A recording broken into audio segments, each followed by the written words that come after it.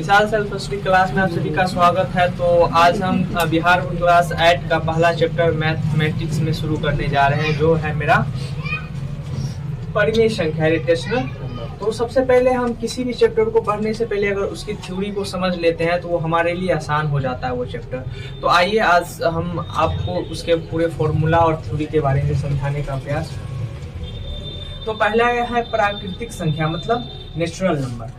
तो आखिर natural number होता क्या है? तो हम अगर सामान्य भाषा में देखें तो गिनती की संख्या को हम नेचुरल नंबर कहते हैं। फॉर एग्जाम्पल गिनती की संख्या क्या होता है? 1 2 3 4 5 डॉट डॉट इन्फिनिटी। ठीक है। अब नेक्स्ट क्या है मेरा? पूर्ण संख्या, होल नंबर। होल नंबर क्या होता है? यही प्राकृतिक संख्या के में अगर शून्य को हम शामिल कर देते हैं तो यही मेरा क्या हो जाता है? पूर्ण संख्या। ठीक है।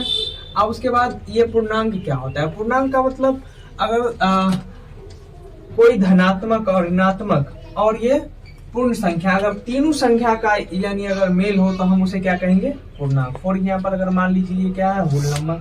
इधर हम अगर प्राकृतिक संख्या को धनात्मक संख्या भी कहते हैं, मतलब पॉजिटिव नंबर 1 2 3 4 डॉट डॉट। और इस जीरो के बाएं साइड की संख्या को -1 -2 -3 -4। तो यही सब संख्या मिलकर मेरा क्या कहलाता है? पूर्णांक कहलाता है। उसके बाद नेक्स्ट हम चौथा समझेंगे भिन्न क्या होता है? फ्रैक्शनल नंबर, मतलब जिसे हम p/q के रूप में अगर लिख लें वही मेरा क्या कहलाएगा? भिन्न कहलाएगा। अर्थात जिसे हम बट्टा के रूप में लिख सकते हैं, जैसे -3/2 5/4। कोई भी संख्या अगर हम जिसे बट्टा के रूप में लिख सकते हैं तो उसे हम क्या कहेंगे? भिन्न कहेंगे। आखिर भिन्न होता क्या है? तो भिन्न को आखिर बट्टा में क्यों लिखा जाता है? फॉर एग्जाम्पल आप समझ सकते हैं, अगर मान लीजिए कोई एक मान लीजिए बिस्किट है, अगर बिस्किट के एक भाग को हम अगर संबोधित करें तो फ्रैक्शन के द्वारा इस प्रकार से 1 और बाय 4 से संबोधित किया जाता है कि ये जो है एक बिस्किट का 1/4 भाग है। ठीक है। उसके बाद आगे बढ़ते हैं। परिमेय संख्या क्या होता है? परिमेय मतलब रोटेशनल नंबर, ऐसी संख्या जो p/q के रूप में हो या व्यक्त की जा सके। फॉर एग्जाम्पल के तौर पे जिसे हम क्या कर सकते हैं? p/q के रूप में लिख सकते हैं। जैसे कि मान लो 5/7। ये क्या है? तो परिमेय संख्या। और इसमें शर्त ये होती है कि p और q हमेशा क्या होता है? पूर्णांक होता है। एक पूर्णांक है और q का मान कभी भी 0 के बराबर नहीं होगा। ठीक है। अब हम इस चैप्टर से रिलेटेड कुछ ऐसे जो है संख्याओं के गुणधर्म के बारे में जानेंगे जो इस चैप्टर में एक्सरसाइज से रिलेटेड। सबसे पहला मेरा है संवरक नियम, मतलब क्लोजर लॉ। मतलब अगर मान लीजिए a और b कोई पूर्णांक है, ठीक, इसे जोड़ या घटाव करेंगे तो a भी मतलब एक पूर्णांक ही प्राप्त होगा। फॉर एग्जाम्पल अगर देखा जाए तो a और b क्या है? कोई पूर्णांक। ठीक है। जिसको अगर जोड़ और घटा करें तो यहाँ पे क्या होगा? एक पूर्णांक ही प्राप्त होगा, जिसमें हम कोई भी मौलिक क्रियाएं जैसे कि जोड़, घटाव, गुणा और भाग का हम प्रयोग करके देखते हैं क्या होता है। मान लीजिए यहाँ पे अगर जोड़ को हम जांच करें कि जोड़ जो है संवरक नियम को फॉलो करता है या नहीं, तो जोड़ की जगह मान लीजिए 2 और मान लीजिए प्लस का 3 करते हैं तो क्या आता है? 5। मतलब कि ये एक क्या मिल रहा है? हमें पूर्णांक ही मिल रहा है। अगर मान लीजिए 4 और यहाँ पे माइनस का 8 तो क्या हो जाएगा? 4 प्लस का है और 8 माइनस का है, इसका मतलब माइनस का 4 होगा। अगर किसी भी संख्याओं को अगर हम गुना करके देखें, घटाव करके, यह मतलब घटाव भी संवरक नियम को फॉलो कर रहा है। अब गुना को हम करके हम देखते हैं, जैसे 3 गुने 5 तो 5 तिया 15। ये एक पूर्णांक ही प्राप्त हो रहा है। पूर्णांक मतलब या तो धनात्मक या तो ऋणात्मक या तो कोई भी शून्य अगर मिले तो ऐसे संख्या अगर पूर्णांक होता है तो हम कहेंगे कि ये संवरक नियम को फॉलो कर रहा है। इसी तरह भाग को भी करके देखेंगे। 8/2 मतलब 2 चौके 8 4। ये सभी हमें क्या हुआ? पूर्णांक को जोड़ घटाव गुना करने के बाद हमें एक पूर्णांक ही मिला, तो हम ऐसा कह सकते हैं कि ये संवरक नियम को फॉलो कर रहा है। दूसरा मेरा क्या है? क्रम विनियम। अगर किसी भी पूर्णांक को प्लस में जोड़ के उसको फिर उल्टा करके जोड़ते हैं या घटाते हैं या गुना करते हैं या भाग करते हैं, अगर सेम ही चीज आता है तो हम कहेंगे उसे क्रम विनियम नियम मतलब कम्यूटेटिव लॉ को फॉलो करता है। फॉर एग्जाम्पल अगर हम जोड़ पे जांचें तो अगर मान लीजिए ए कोई पूर्णांक है, मान लीजिए 5, ठीक है, प्लस बी क्या है 2 है, और इसको उल्टा करके जोड़ते हैं तो ये 2 और प्लस का 5, तो हमें क्या प्राप्त होगा 5 2 7 5 2 7। तो ये क्या हो रहा है, दोनों साइड क्या हो रहा है, इक्वल आ रहा है, तो हम कहेंगे कि जोड़ का क्रम विनिमय नियम होता है। ठीक है, अब फिर इसी प्रकार हम घटाव पे जांच करते हैं। अगर मान लीजिए तो घटाव पे जांच करते हैं तो मान लीजिए 5 माइनस का 2 और 2 माइनस का 5, तो हमें क्या प्राप्त होता है, 5 में से 2 गया 3 बराबर 2 में से माइनस 5 जाएगा तो क्या होगा माइनस का 3। तो ये मेरा यहाँ पे इक्वल नहीं हो रहा है, इसका मतलब कभी भी घटाव जो है क्रम विनिमय नियम का फॉलो नहीं करता है। उसके बाद हम देखेंगे गुना।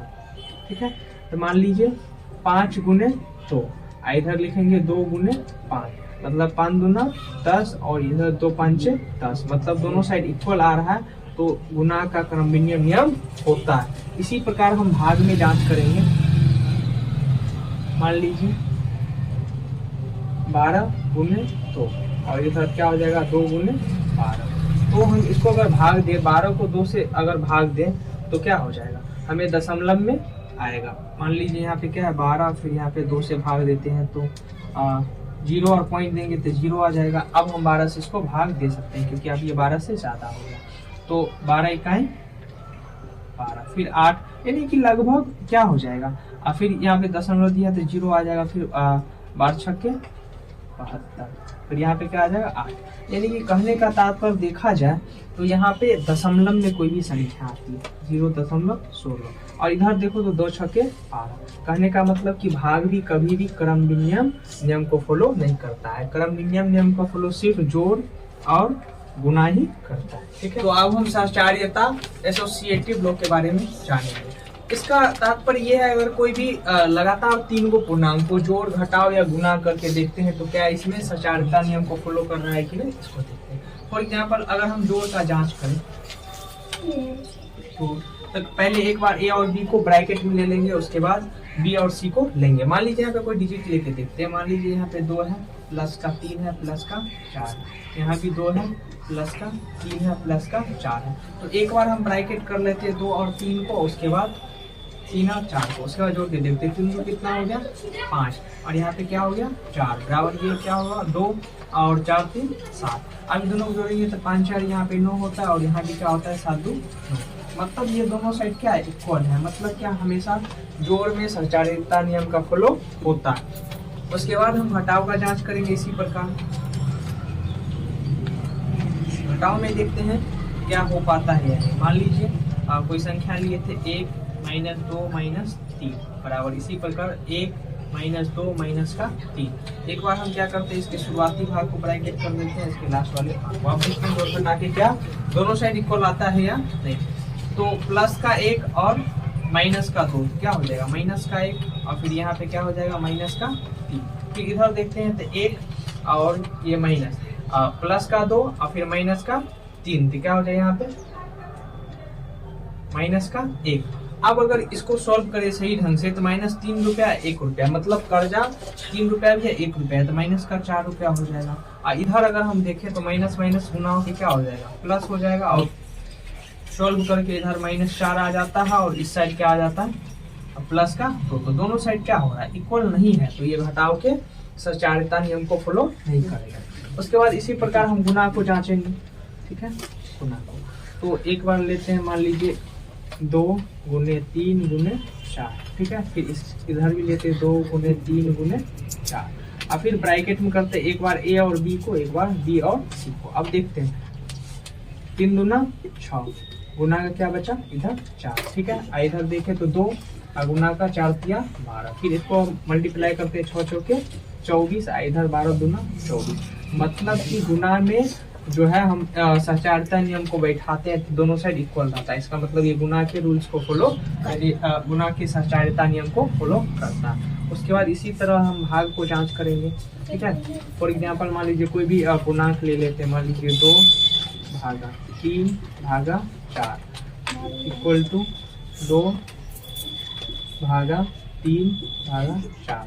अब एक बार हम क्या करेंगे, ए और बी को ब्रैकेट में ले लेंगे और बी और सी को ब्रैकेट में ले लेंगे। अब हम देखेंगे कि ये दोनों साइड इक्वल आता है कि। चलिए सोल्व करते हैं। 2/3 को हम 2/3 लिख सकते हैं और ये भागा के क्या हो जाएगा 4।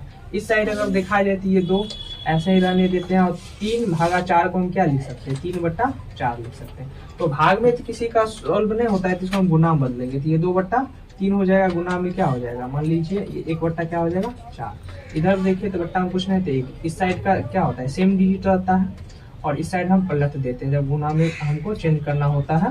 तो ये हो जाएगा 4/3। उसके बाद हम देखेंगे क्या दोनों साइड इक्वल आता है कि।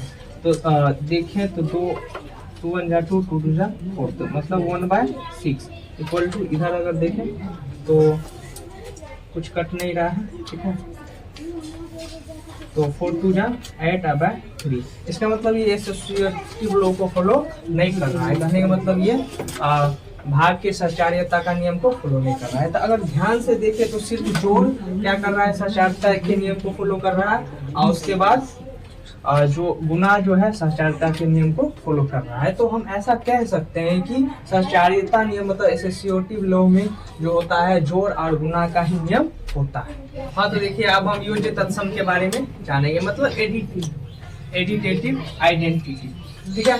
तो हम इसके बारे में लिखे हैं, जब किसी परिमेय संख्या में शून्य जोड़ा जाता है तो योगफल फिर से वही संख्या प्राप्त होता है। अतः सभी संख्याओं के लिए ये जो शून्य है ये क्या है एक योज्य तत्समक है। फॉर एग्जाम्पल के तौर पे अगर देखें तो हम अगर मान लीजिए 8 है, अगर 8 में अगर हम 0 जोड़े तो हमें 8 ही प्राप्त होगा, ठीक है। और मान लीजिए कोई भी संख्या जिसमें हमें क्या करते हैं 0 को जोड़ते हैं या घटाते हैं तो हमें क्या मिलता है वही संख्या प्राप्त होता है, ठीक है,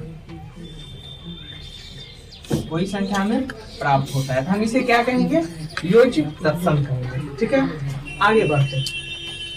अब गुणात्मक तत्सम क्या होता है, जब किसी संख्या में 1 से गुना किया जाता है तो गुणनफल फिर वही संख्या प्राप्त होता है, अतः गुणात्मक तत्सम है। फॉर एग्जाम्पल के तौर पे हम कह सकते हैं अगर मान लीजिए यहाँ पे 8 है, इसको 1 से मल्टीप्लाई किए तो यहाँ पे 8 ही आएगा। कोई भी संख्या -3 है, मान लीजिए इसको हम 1 से मल्टीप्लाई करेंगे तो -3 होगा। कोई भी संख्या को अगर हम मान लीजिए 1 से मल्टीप्लाई करते हैं तो वो मेरा गुणात्मक तत्सम कहलाता है। इसीलिए हम 1 को गुणात्मक तत्सम भी कहते हैं। तो नेक्स्ट है मेरा योज्य प्रतिलोम, एडिटिव इनवर्स क्या होता है।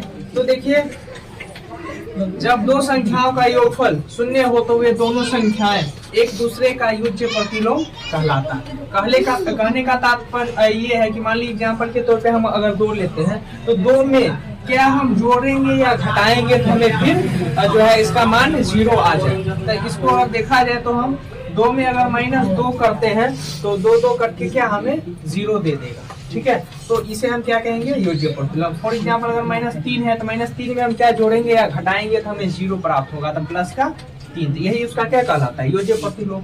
इसी प्रकार मान लीजिए ले लेते हैं -8 5 तो फिर -7, तो इसको आप सब बना के देखिए -8 क्या हो जाएगा प्लस का 8, अगर इधर प्लस का 5 है तो इधर माइनस का 5, इधर माइनस का 7 है तो इधर प्लस का 7, तो यही क्या होता है उसका योज्य प्रतिलोम का। नेक्स्ट क्या उसके बाद क्या है गुणात्मक प्रतिलोम। जब दो संख्याओं का गुणनफल 1 हो तो वे दोनों संख्या एक दूसरे के व्युत्क्रम या गुणनफल प्रतिलोम कहलाता है। फॉर एग्जाम्पल कहने का मतलब क्या है, अगर दो संख्याओं का को हम क्या करते हैं व्युत्क्रम करते हैं मतलब उल्टा करते हैं। फॉर एग्जाम्पल अगर देखा जाए यहाँ पर अगर मान लीजिए 5 है तो 5 का उल्टा क्या हो जाएगा, बट्टा में कुछ नहीं तो एक हम इसको 1/5 लिख सकते हैं, ठीक है। उसके बाद देखिए दूसरा एग्जाम्पल अगर मान लीजिए यहाँ पे 1/2 है, इसका मतलब हम इसको 2 लिख सकते हैं। इसको उल्टा करेंगे तो 2/1 आएगा और नीचे में 1 सभी संख्याओं में होता है तो इसका मान क्या हो जाएगा 2 हो जाएगा। अगर मान लीजिए हम 1/-5 लेते हैं तो ये क्या हो जाएगा -5 ऊपर चल जाएगा तो ये क्या हो जाएगा -5/1, जहाँ पे 1 का वैल्यू नहीं होता। तो हम किसी भी संख्या को अगर डायरेक्ट मात्रा में पलट दे तो वो मेरा गुणात्मक प्रतिलोम कहलाता है।